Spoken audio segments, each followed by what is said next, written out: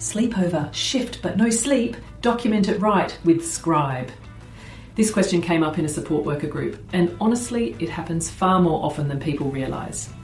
If you're hired for a sleepover shift but end up being awake most of the night providing active support, it could be a sign that the shift should actually be classified as an active overnight. Here's how you can protect yourself, simply and professionally.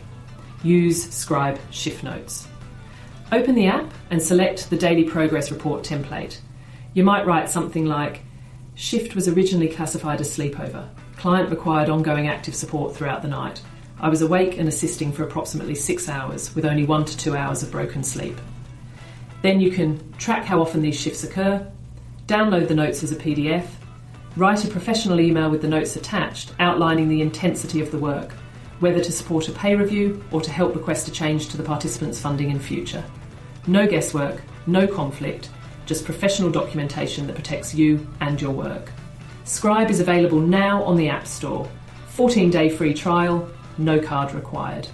Try it and see the difference it makes for frontline workers.